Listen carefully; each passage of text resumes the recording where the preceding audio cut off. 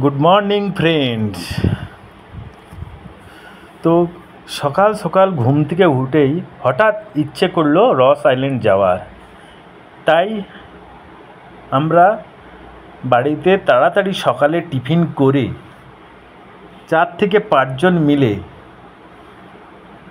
গাড়ি বুক করে রস আইল্যান্ড যাওয়ার উদ্দেশ্যে বেরিয়ে পড়লাম।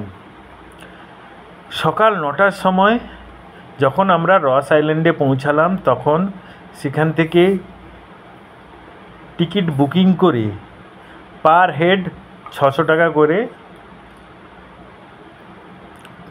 টিকিট বুকিং করে আমরা বোট ধরার জন্য চললাম। তো বোটের কাছে এসে প্রথমে নামগুলো চেক করে নিলাম যে আমার নামটা এসেছে কিনা। তো ওরা বললো অতনু মাইতি। তো আমরা এবার গিয়ে পেছনের দিকে সিটে বসে গেলাম। তো আমাদের আগেও কিছু কিছু প্যাসেঞ্জার চলেছে, তো তারা ভালো ভালো সিটগুলো কবজা করে নিয়েছিল, তাই আমরা পিছনের দিকে পেয়েছি। তো যাই হোক, সিট তো পেয়ে গেছি। এবার লাইফ জ্যাকেট পরে আমরা রস আইল্যান্ডের উদ্দেশ্যে চললাম। গভীর সমুদ্রের মাঝখান দিয়ে সাইড দিয়ে জঙ্গল আর পাহাড় বন মাঝখান দিয়ে আমরা রস আইল্যান্ডে চললাম। তো রস আইল্যান্ডের উদ্দেশ্যে আগে তোমাদের কাছে একটু কিছু বলে দিই। রস আইল্যান্ড হলো, যখন আমাদের দেশ স্বাধীন হয়নি তখন ইংরেজদের এখানে হেডকোয়ার্টার ছিল।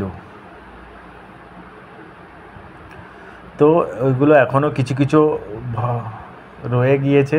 এটা হচ্ছে আমার ছেলে, সে বুঝতেই পারছে না আমরা কোথায় চলে যাচ্ছি।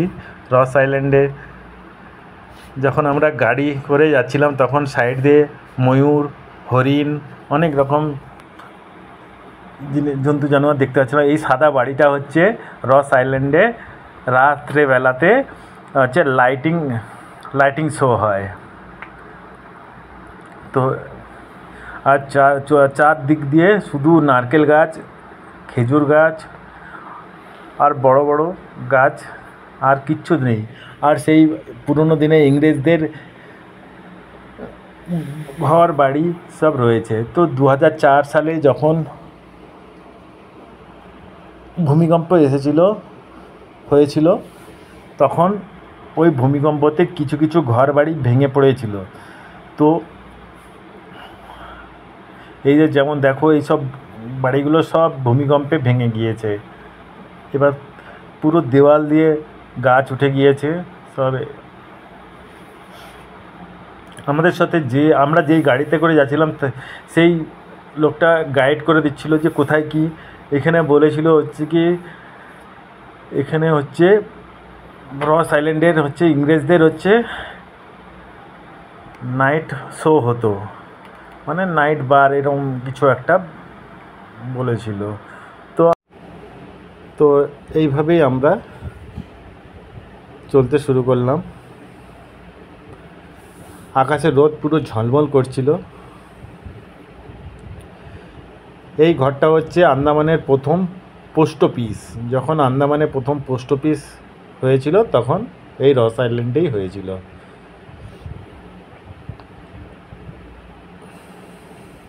আমাদের পিছনেও একটা গাড়ি আসছিল।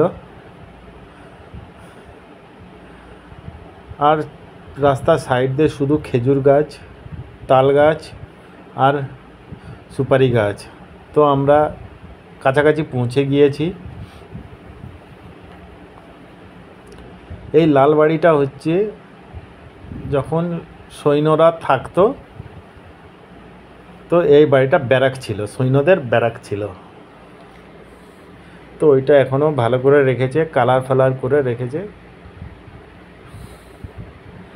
এই যখন ভূমিকম্পে সব বাড়ি ঘর ভেঙে গিয়েছিল। ওই ঘরের দেওয়ালের গা বেয়ে পুরো গাছ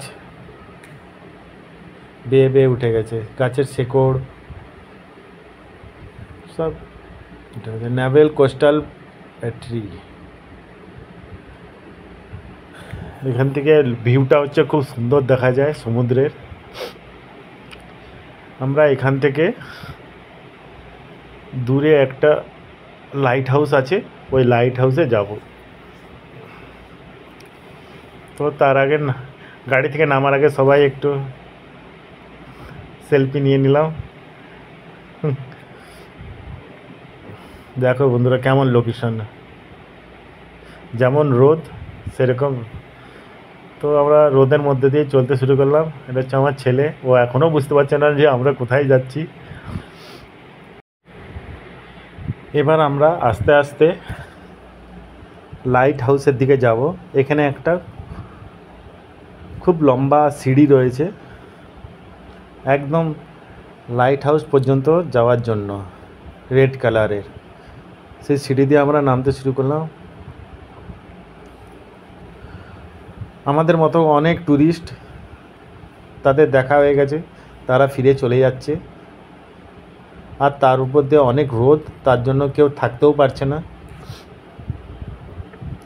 আন্দামানে দুটোই সিজন হয়, একটা হয় গ্রীষ্মকাল আর একটা হচ্ছে বর্ষাকাল। তো এখন ছিল হচ্ছে গ্রীষ্মকাল। বর্ষাকালে যেরকম বৃষ্টি হয়, গরমকালে সেরকম গরম পড়ে। তো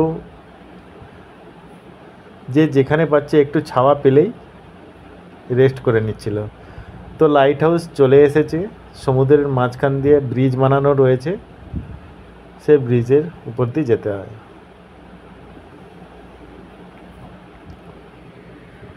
খুব ভালো জায়গা, একবারে শুটিং প্লেসের মতো।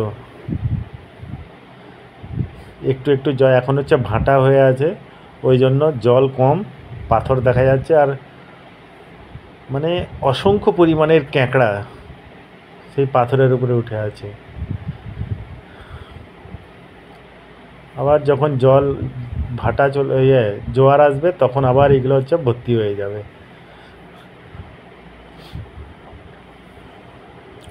তো ব্রিজটা হচ্ছে নড়ছিল, অনেক দিনের পুরনো। তো তো এখানে একজন মূর্তি বানানো রয়েছে। তো এখানে তা হচ্ছে একটা সিকিউরিটি পয়েন্ট ছিল, এখান থেকে দূরবীন দিয়ে দেখা হতো দূরে কোন জাহাজ আসছে। তো এখানে এই হচ্ছে একটা স্ট্যাচু বানানো আছে, এখানে লেখাও রয়েছে, তোমরা গেলে পড়েও নিতে পারবে। তো বন্ধুরা এখানে বলে নেই, যদি তোমরা নতুন হও আমার চ্যানেলে, তাহলে আমার চ্যানেলটাকে সাবস্ক্রাইব করে দেওয়া, আমার চ্যানেলটাকে আগে বাড়ানোর জন্য। তো ওখানে ফটো তোলার পর আমরা সেই সিঁড়ি দিয়ে উপরে উঠে চলে গেলাম। আর সাইড দিয়ে দেখো হরিণ যাচ্ছে, কত কিছুই যাচ্ছে, ময়ূর হরিণ ভর্তি ছিল। তো আমরা এসে বোটে বসে গেছিলাম। এবার আমরা যাব হচ্ছে রস আইল্যান্ড থেকে নর্থ বে। তো ওই বোটেই আমাদেরকে ফোন করে ডাকছিল, যাতে তোমাদের টাইম হয়ে গেছে নর্থ বে যাওয়ার জন্য। তো এখানে আমি বুকিং করেছিলাম স্কুবা ডাইভিং করার জন্য 2000 টাকা দিয়ে। অক্সিজেন নিয়ে জলের তলায় চলে গিয়েছিলাম। দেখো ওখানে মাছ, কোরাল, কত কিছু, কত রকমের মাছ, মনে হচ্ছে অ্যাকোয়ারিয়ামের মধ্যে ঢুকে আছে। ফটো তোলার জন্য একটা ক্যামেরাম্যানও গেছিলো সাথে। তো দেখো ফটো ভিডিও কত কিছু, এগুলোতে সমুদ্রের মধ্যে কোরাল, জ্যান্ত জিনিস। তো বন্ধুরা তোমরা যদি নর্থ বে যদি কোনো দিন আসো, তো অবশ্যই স্কুবা ডাইভিং ইয়া সি ওয়াকিং করে নিও, দেখবে খুব ভালো লাগবে।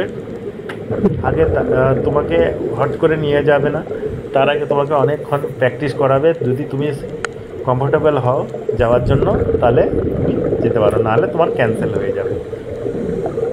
দেখো তো খুব অসুবিধা ছিল মাঝে মাঝে নিঃশ্বাস নিতে, তো পরের দিকে ঠিক হয়ে গেছিলো, কোনো অসুবিধা হয়নি।